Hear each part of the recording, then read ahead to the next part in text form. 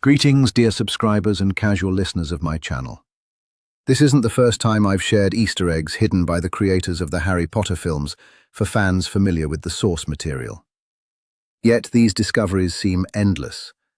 Every time I rewatch the movies, I notice something new. Today I'd like to tell you about 10 more fascinating details from the films that will delight book fans. Interestingly, the films rarely highlight these small details, so viewers unfamiliar with the books are unlikely to notice them, or at best, may not understand the references. But dedicated fans will undoubtedly be pleasantly surprised. Enough with the introductions, enjoy the show. Number 1. Better than Muggle technology. It might seem like the wizarding world is stuck in the past, as wizards appear uninterested in adopting Muggle innovations that make life easier. They still use parchment, quills, and ink for writing, can't operate telephones and seem oblivious to electricity. Most notably, Quidditch fans are at a disadvantage. They have to rely on the radio to follow matches if they can't attend in person. However, the wizarding world isn't lagging behind, it simply progresses differently. Wizards have their own technological advancements that would impress even us Muggles. One such invention appears briefly in Harry Potter and the Goblet of Fire. Pay attention to Ron. In his hands, he holds not an ordinary pair of binoculars but a magical device called omnioculars. These let you view the game in detail and have features like slow motion, instant replay, and synchronized commentary explaining player tactics and moves. However, such luxury isn't cheap. It costs a whopping 10 galleons. Quote, Harry switched his omnioculars to slow motion, pressed the play-by-play button, and began to watch the action unfold at half speed, as bright purple letters flashed across the lenses and the crowd roared in his ears. Attacking formation. Hawkshead attacking formation. Read the commentary, as 3 Irish chasers flew shoulder to shoulder, Troy in the middle, slightly ahead of Mullet and Moran, breaking through the Bulgarian defence. Porskov ploy, the commentary flashed when Troy feinted upward, distracting Bulgarian chaser Ivanova before passing the quaffle down to Moran. Harry Potter and the Goblet of Fire. According to the book, Harry bought 3 pairs of omnioculars for himself and his friends. Ron, however, felt embarrassed by the expensive gift. In the movie, only Ron is seen using the device, a small but appreciated nod for book fans. If only the match itself had been shown, alas. That's a dream left unfulfilled. Number 2. Black's compensation. Due to Sirius Black's actions, Ron lost his pet rat, Scabbers. Unlike the film, where this fact is glossed over, the book shows Sirius making amends by gifting Ron an owl, likely something Ron had always wanted. The tiny owl, named Pigwidgeon, resembles a fledgling rather than a full-grown owl. Quote, P.S. I think your friend Ron might like this owl, as it's my fault he no longer has a rat. Ron's eyes widened. The miniature owl hooted excitedly. Take this owl? He repeated doubtfully. He scrutinized the bird for a moment, glanced at Harry, and then, to Hermione's great surprise, held the owl up to Crookshanks's nose for inspection. Ron asked the cat. Crookshanks purred. Ron said, satisfied. Though Pigwidgeon appears throughout the later books, he's almost entirely absent from the films. However, the miniature owl makes a cameo in Harry Potter and the Half-Blood Prince, seen twice in the Burrow scenes. Attentive book fans surely recognize the familiar character. Additionally, Pigwidgeon is featured in promotional materials for Goblet of Fire, though he doesn't appear in the film itself. Number 3. Filch's peculiar device. In Half-Blood Prince, considered one of the weakest adaptations by many fans, there are still plenty of Easter eggs. One such detail involves Argus Filch. In a scene where Filch inspects student luggage, he's wearing headphones and using a strange device resembling a Muggle metal detector. Casual viewers might find this odd and out of place in Hogwarts. However, Book fans will recognize this device as a secrecy sensor, a magical tool used to detect banned magical objects and dark artifacts. The secrecy sensor is mentioned in every book from Goblet of Fire onwards, though it only appears as a background detail in the films. Unsurprisingly, non-readers may not understand its significance. Quote, "As always, Filch stood by the oak entrance doors, ticking off names on a list of those allowed to visit Hogsmeade. The process took even longer today because Filch was inspecting every student with a secrecy sensor. What's the point of checking if someone's smuggling out dark artifacts?" said Ron nervously, glancing at the thin sensor. "The real issue is keeping them from bringing anything in." Harry Potter and the Half-Blood Prince. Number 4. Magical Fire. In Deathly Hallows Part 1, a magical fire appears in a glass jar during several scenes. For instance, Harry uses it to test his new wand, given by Ron to replace his broken one. For casual viewers, it's just another magical element they might overlook. However, book fans immediately recognize this as a nod to Hermione's Bluebell Flames spell. She often used this magical fire to help her friends stay warm, beginning with Philosopher's Stone. Quote, "The day before Harry's first Quidditch match, the trio stepped into the frozen courtyard during their break. There, Hermione showed off her skill by producing a jar of bright blue fire. It could be carried around, stored in her pocket, and would warm them without burning anything." Harry Potter and the Philosopher's Stone. Number 5. A true fan. Book readers know Ron Weasley is an avid fan of the Chudley Cannons, a perpetually losing Quidditch team. This passion is a recurring theme in the books, from his room decor to his unwavering support for the team. Unfortunately, this detail was left out of the films. Quote, "Everything in the room was bright orange, the bedspread, the walls, even the ceiling. Upon closer inspection, Harry realized why. Every inch of the wallpaper was covered in posters of the same 7 witches and wizards in bright orange robes, holding brooms in one hand and waving energetically with the other." "Your favorite team?" Harry asked. "The Chudley Cannons," Ron replied, gesturing to the orange bedspread emblazoned with 2 large black C's and a flying cannonball. "9th place in the league. Harry Potter and the Chamber of Secrets." However, in Goblet of Fire, there's a subtle nod to this. When Harry wakes up from a nightmare in Ron's room, eagle-eyed viewers might notice a few references to the cannons. The orange blanket on Ron's bed reads LEY, a partial logo of the team, and there's even a single Cannons poster on the wall. These small details, though easy to miss, add a touch of canon for the keen-eyed. Number 6. Shadows of the Past in the Burrow. The kitchen in the Burrow is always warm. Every item in the Weasley home tells a story. While the films only hint at this ambience, book fans understand its depth. For example, in Half-Blood Prince, the kitchen features an old lamp adorned with knitted decorations. A simple object, yet brimming with meaning. In the books, it's often mentioned how Molly Weasley crafted comfort with her own hands. In Order of the Phoenix, she is seen sewing, knitting, and decorating, even amid the chaos of war. Each handmade item reflects her care. That lamp might have been created during the days she waited for her children to come home, or when grim news kept pouring in. Yet the Burrow remained a sanctuary.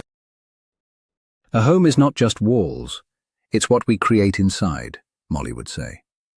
Her hands were always busy, sewing, cooking, cleaning, but these small tasks were her strength, offering her family a sense of peace, even when the world was in turmoil. The kitchen breathed life. Knitted tablecloths, shelves of dishes, and cozy curtains. Molly made them not out of boredom, but as her way of fighting back. She couldn't stop Voldemort, but she could provide warmth for her loved ones. Even something as small as a lamp reminded them they were a family. When Harry first visited the Burrow, he was awestruck. Everything here was real, alive. It was what I had always dreamed of, he thought. The lamp with its knitted shade seemed magical to him, a symbol of love, something he'd always longed for. In the film, the lamp appears only briefly, and many may overlook it. But fans know it carries a story. Molly might have knitted it during the days Arthur was injured, or when the Weasley twins risked their lives. The lamp is her way of fighting back, her reminder to everyone that family comes first. "When it's all over, I'll make new curtains," Molly once said, her voice trembling. The war spared no one and drained her strength. But Molly held on. The lamp in her kitchen wasn't just an object, it was her defiance against chaos, her promise to keep their home intact. Number 7. The Weasley Family Clock. The Weasley family clock is unforgettable. It doesn't tell time, but instead tracks the location of each family member with its 9 hands. This unique magical artifact briefly appears in Chamber of Secrets, but the films don't convey its importance. In the books, the clock is the heart of the burrow. It allows Molly to keep tabs on her family. On peaceful days, the hands point to home, work, or traveling. But in Order of the Phoenix, everything changes. Nearly all the hands remain fixed on a single word: mortal peril. Molly stares at them in horror, knowing the clock never lies. They're all in danger, she thinks, clutching the edge of the table, her hands trembling. She sees Ron's hand stuck on mortal peril, but is powerless to help. The helplessness tears at her heart. The clock symbolizes more than magic. It reflects her fears. Each hand represents a piece of her family, and every glance is a reminder that war is close. Even Fred and George, seemingly invincible, are not exempt from danger. The clock tells the truth, and that truth is terrifying.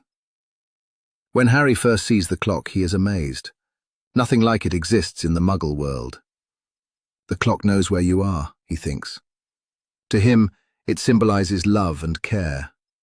At the Dursleys, no one ever asked where he was. At the Burrow, even objects worry about everyone. In the films, the clock appears briefly with no explanation. Most viewers might not even notice it. But fans understand. The clock is a symbol of family, showing how far a mother will go to protect her children. Even though she can't stop the war, she needs to know her family is safe. Number 8. The enigmatic scene with the ring. Marvolo Gaunt's ring is a mystery in Half-Blood Prince. It briefly appears on the hand of an old wizard in flashback scenes. To a casual viewer, it may seem like just a piece of jewelry. But fans know it carries a dark history. The ring is one of Voldemort's Horcruxes, housing a fragment of his soul. But that's not all. Engraved on it is the symbol of the Deathly Hallows, a triangle, a circle, and a line. This is the mark of the Resurrection Stone, a magical object said to bring back the dead, but not in the way we might hope. Dumbledore slowly turned the ring in his hand. It bore a strange symbol. Anyone who knew its meaning could not remain indifferent. This detail in the book reveals much more than what the film shows. In the books, the ring's story is deeper. It once belonged to Marvolo Gaunt, a descendant of Salazar Slytherin, who saw it as a symbol of pride and power. For Voldemort, it was a step toward immortality. For Dumbledore, it represented pain and temptation. When Dumbledore found the ring, he succumbed to a moment of weakness. He put it on, knowing it was cursed. Why? He wasn't seeking the Horcrux. He wanted to use the stone. He wanted to bring back those he had lost, his sister, Ariana. But it was a trap. "I knew I shouldn't," Dumbledore later admits to Harry. "But I wanted to believe I could make things right." The stone doesn't truly bring back the dead, only shadows of them. This realization shattered him. The film doesn't explore this depth. We only see the ring on Dumbledore's hand, without learning the cost he paid to retrieve it. Book fans understand. The ring is more than just a Horcrux. It's a symbol of lost hope. The ring ties together two stories, the Horcruxes and the Deathly Hallows. Voldemort sought immortality through destruction. Dumbledore sought solace in the past. Both were wrong. Both paid the price. Number 9. The Secret of the Mirror of Erised. The Mirror of Erised is a mystery that lingers in memory. In Philosopher's Stone, it reveals the heart's deepest desires. Harry sees his parents. But his connection to the mirror doesn't end there. In Deathly Hallows, a shard of the mirror becomes Harry's salvation. The films don't fully convey the power of this artifact. In the books, the mirror is more than just magic. Harry holds the shard and notices eyes blue, piercing eyes. He realizes they belong to Dumbledore. Harry ran his finger over the shard. The eyes stared back at him. They were familiar. The shard came to Harry from Aberforth Dumbledore. Albus's brother kept the mirror after the tragedies that scarred their family. He gave it to Harry, knowing it would one day be of use. This connection becomes pivotal in Deathly Hallows. The film skips this backstory, but the books reveal it all. The mirror saves Harry in his darkest moment. At Malfoy Manor, when escape seems impossible, Harry looks into the shard. Aberforth responds. He sends Dobby, who rescues Harry and his friends at the cost of his own life. The shard bridges them, despite the distance. In Philosopher's Stone, the mirror seems like a magical toy. In Deathly Hallows, it becomes a symbol of connection and hope. It's more than just a piece of glass. It's a reminder that help can come from the most unexpected places, even from a broken mirror. The mirror's story is intertwined with the Dumbledore family's history. Albus sought forgiveness in it. Aberforth used it to protect others. Harry relied on it to survive. Every facet of this artifact holds emotions, pain, and love. The films treat the mirror too superficially, but book fans understand its depth. It's not just a magical object. It's a bridge between the past and present, between those who are gone and those who remain. The mirror is a reminder that magic is more than spells. It lives in the people who help, in the objects that preserve memories, and in how even a simple mirror can change the course of destiny. Number 10. The Mystery of Hagrid's Buttons. Hagrid is unforgettable, his towering height, kind heart, and enormous coat with unusual buttons. At first glance, they seem like a simple detail, but for readers of the books, they tell a story. In Chamber of Secrets, it's mentioned that Hagrid made his own clothes. Buying garments in his size was nearly impossible, so he crafted what he needed using materials found in the forest. The buttons on his coat were stones he polished himself. The buttons were rough but glistened. They had once been ordinary stones found in the forest. These buttons are more than decoration. They reflect Hagrid's character, his love of nature, and ability to find magic in the simplest things. Each stone was part of the forest he cherished, and his coat seemed like armor crafted from the gifts of the wilderness. Harry felt this immediately. Hagrid appeared imposing, but his clothes told a different story, simple, rugged, and genuine. The stone buttons spoke of a man who valued authenticity. In the films, the buttons are almost overlooked, merely a background element. But for fans, they're a significant detail. The buttons were handmade by Hagrid, a part of his world and his bond with nature. Hagrid didn't just live near the forest was his home. Everything he created carried that connection. The stone buttons were a symbol of that bond, solid, like Hagrid himself. Simple, yet reliable. Even in dark times, Hagrid stayed true to himself. The buttons on his coat reminded him that magic is found in the simplest things. These stones, polished by his hands, were a piece of his history. They spoke of his harmony with the world. To viewers who haven't read the books, the buttons might seem trivial. But for fans, they're a sign of Hagrid's labor, love for nature, and strength. Not just a costume detail, but a part of Hagrid's spirit. Hagrid's buttons represent a different kind of magic, Not the kind from spells, but the magic of simplicity. A magic that says beauty is all around us, even in forest stones that can be transformed into something personal. Number 11. The Phantom Messenger. Fawkes was more than just a bird. He was a part of Dumbledore's loyal friend, protector, and messenger. In the books, the Phoenix delivers critical letters, an ideal courier, swift, discreet, and reliable. In the films, this role is replaced by an owl, but fans know this change misses something profound. In Goblet of Fire, Fawkes's flights were never just about transportation. He soared upward, leaving a fiery trail behind him. The air was filled with the scent of burning wood. Every flight signified more. It was a sign that help was on its way. He wasn't just a symbol, but a guarantee. Dumbledore trusted Fawkes more than anyone. A letter sent with Fawkes was untouchable. No one could intercept it. This was magic that couldn't be broken. Fawkes didn't just carry words, he protected them.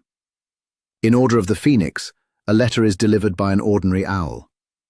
To most viewers, this seems insignificant, but book fans know what's missing.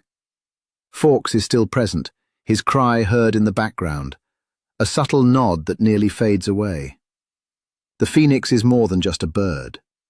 He is reborn from the ashes, a symbol of hope that can never be extinguished. That's why he was with Dumbledore. He embodied Dumbledore's strength, wisdom, and unwavering commitment to his ideals. Harry was always in awe of Fawkes. It was as if fire itself had come alive, he thought, gazing at the Phoenix's feathers. Fawkes was a reminder that even in the darkest moments there is light. He symbolized rebirth when all seemed lost. The films underestimated him, but readers remember. Fawkes was more than just a bird, he was part of a legend. Dumbledore and Fawkes were inseparable. Their bond went beyond magic. It was a shared belief in something greater. Fawkes didn't just deliver letters. He was a symbol of hope. Every appearance carried meaning. Every disappearance was a promise to return. Even his cry sounded like a reminder that light is stronger than darkness. The Phoenix remains with us, as does his legend. His wings symbolize freedom, his cry, a call to hope. Whether in books or films, Fawkes is always near, where faith, protection, and strength are needed. That's all for now. Thank you for watching to the end. I hope this means you found it interesting. If so, don't forget to like, share your thoughts in the comments, and subscribe to the channel.